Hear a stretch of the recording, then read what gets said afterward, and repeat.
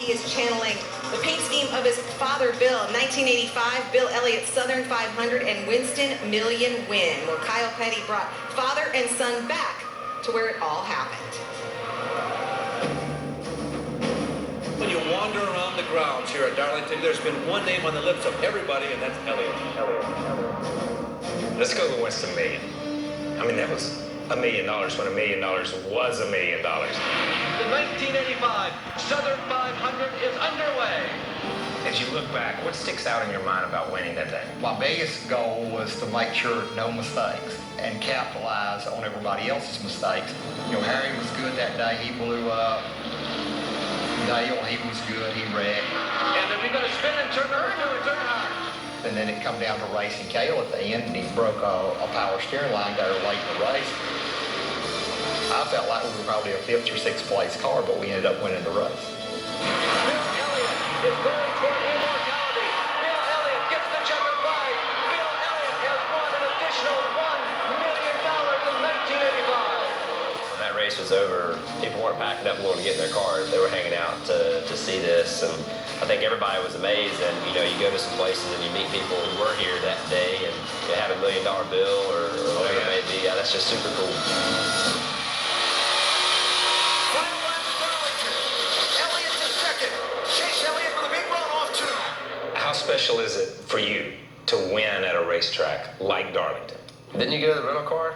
I heard he was going to the car. He gave up. Chase Elliott wins his first try at Darlington. Darlington's always been a place. From a fan's perspective, I don't pick favorites from a racer's side because you have to go to them all. I've listened to him say that for years and years. But from a fan's view, I always look at Darlington as one of my favorite places to watch a race. It just brings a feel that a lot of places don't, and something very special. I grew up in a racing family, but I was not going to drive that 43 car. You drove the 9, the number that he made famous. Now you're getting out of the 9 and into a 24. Yeah. What are you thinking? I don't know. Apparently, I don't know if it's good or bad or not, according to that. Looking at next year, the 24 car is such an iconic car and an iconic number. And as I've said 1,000 times, nobody's going to replace Jeff Gordon. Yes. And I don't want people to get that idea because it's not going to happen. I want to go be me. I have all the respect in the world for Jeff and what he's done. And he's not done yet. I hope he has a good rest of the year. I'm pulling for him like everybody else is. But I just want to go be me, do my job, and kind of look past the rest. When I started, my father was still racing. So he was my dad. He was my boss. It's tough. He was my teammate. And he would scream at me if I got in his way on the racetrack because I was a competitor. Okay? So that was a little bit tough. Lose. It was lose all the way around.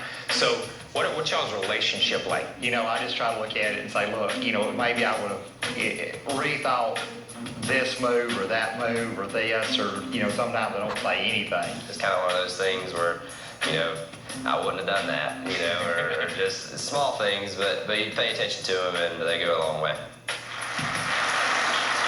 Please welcome 2015 NASCAR Hall of Fame inductee and my racing hero, Bill Elliott. When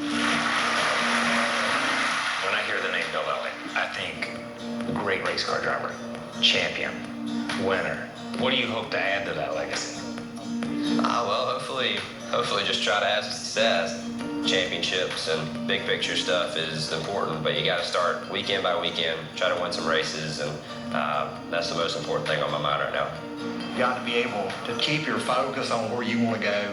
That's all you got to do, because you can make it. If he wants to be a Cup champion, I think he can be a Cup champion. But that's in his heart. You know, that ain't up to what I want. But I think the sky's the limit.